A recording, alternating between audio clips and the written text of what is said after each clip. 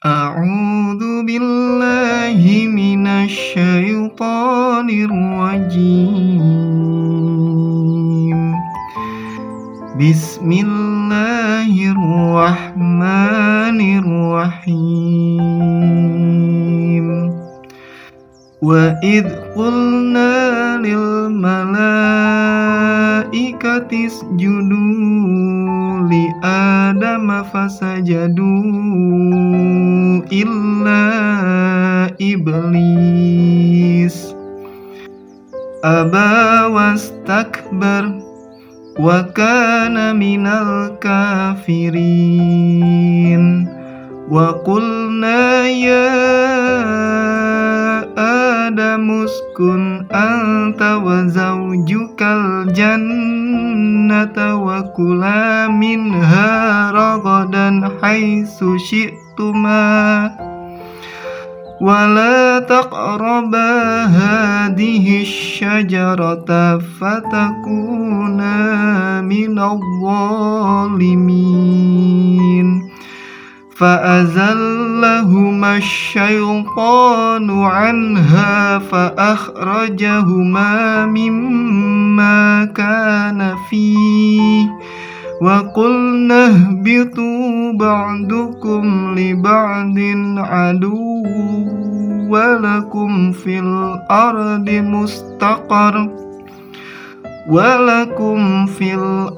mustaqarrun wa mata'un ila hin. Shadaqallahul azim. Ya, pemirsa, ayat yang saya baca barusan itu merupakan ayat tentang perintah sujud kepada Nabi Adam. Siapa yang Allah perintahkan sujud kepada Nabi Adam? Yang pertama adalah para malaikat, yang kedua adalah iblis. Nah, jadi di ayat pertama tadi yang saya bacakan itu di surat Al-Baqarah ayat 34 yang artinya ingatlah ketika kami berfirman kepada para malaikat. Nah, di sini otomatis kami berfirman kepada para malaikat, sujudlah kamu kepada Nabi Adam, ya, kepada Adam. Maka mereka pun sujud. Nah, jadi ketika Allah memerintahkan malaikat untuk sujud kepada Nabi Adam, maka malaikat pun semuanya sujud kepada Nabi Adam tanpa dibantah, tanpa ngebangkang sedikit pun. Lalu Allah memerintahkan iblis untuk sujud kepada Nabi Adam, ya, kepada Nabi Adam. Nah, iblis ini tidak mau bersujud kepada Nabi Adam. Dia menolak, ya, dia menolaknya, kemudian menyombongkan dirinya. Nah, jadi iblis itu ketika perintah sujud kepada Nabi Adam, dia menolaknya. Kenapa dia menolak? Ya, karena yang pertama, ya, ana khairum minha, kata iblis, aku lebih baik darinya. Ya, lebih baik dari siapa? Nabi Adam. Kenapa? Karena saya diciptakan dari api dan dia diciptakan dari tanah.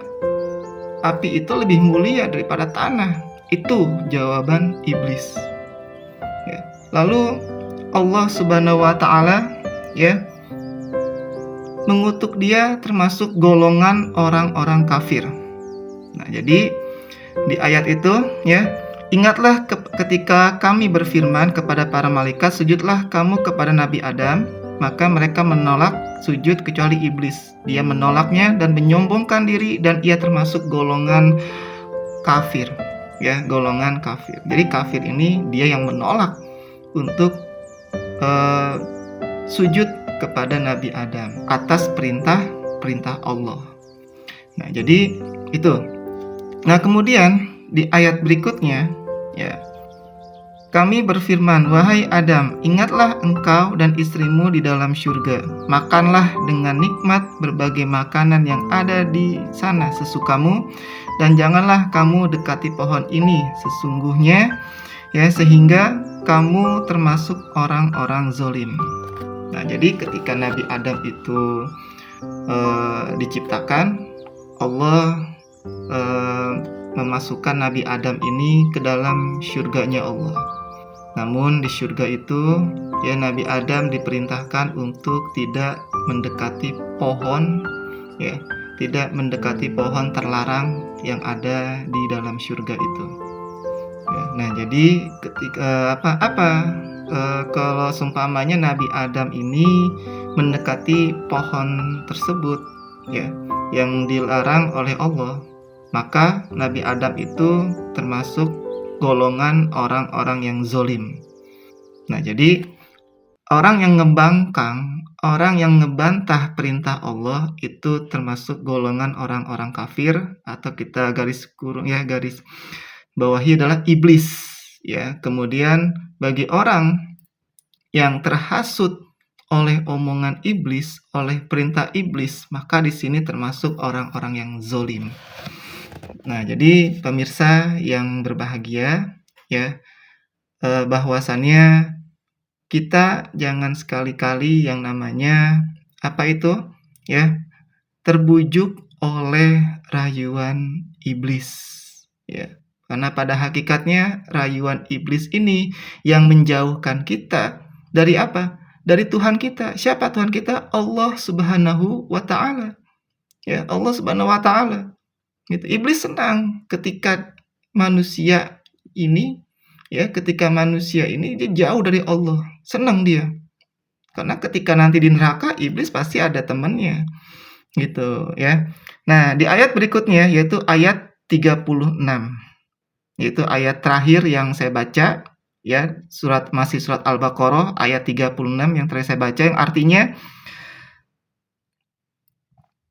lalu setan menggelincirkan keduanya darinya, sehingga keduanya dikeluarkan dari segala kenikmatan ketika keduanya ada di sana. Di sana itu maksudnya adalah syurga.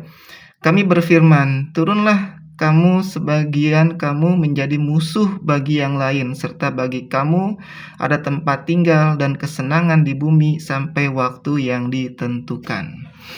Nah, jadi ketika Nabi Adam itu terhasut oleh rayuan iblis, oleh ajakan iblis, ya, di syurga, lalu Nabi Adam ini dikeluarkan dari syurga, ya, dikeluarkan dari syurga, kemudian diturunkan ke bumi. Ya, enggak hanya Nabi Adam juga, jadi sini ada termasuk pendamping Nabi Adam yaitu Siti Hawa.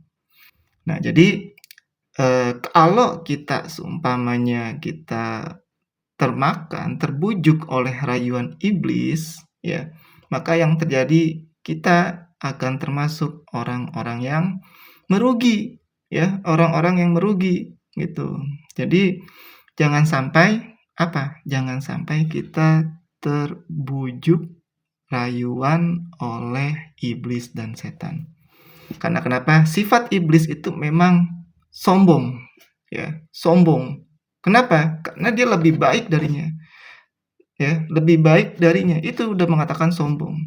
Ya, sehingga iblis dikeluarkan dari syurga, kemudian memasukkan Nabi Adam ke dalam syurga. Nah, jadi itu ya, sama halnya kita sebagai manusia, ya, hikmah pelajaran yang tadi saya sampaikan, hikmahnya bahwasannya ketaatan itu memang sangat penting bagi diri kita, ya. Atiullaha wa atiur rasul wa ulil amri minkum. Taat kepada Allah, taat kepada Rasulnya, dan taat pada pemimpin kalian, ya. Nah, pemimpin itu banyak, ya. Ada pemimpin negara, ada pemimpin rumah tangga, ada pemimpin organisasi, dan ada pemimpin dalam berumah tangga. Nah, jadi kalau kita tidak menaati, maka kita termasuk golongan orang-orang yang menyombongkan diri. Maka dari itu, yuk sama-sama kita lebih taat lagi kepada Allah dan Rasul-Nya, pegang hukum-hukum Allah dan Rasul-Nya, serta kalau kita ingin menjadi orang yang bahagia dunia dan akhirat, ya, salah satu kuncinya adalah taat, ya. Kita beriman kemudian kita taat kepada Allah dan Rasul-Nya. Ya, terima kasih. Ya, semoga bermanfaat.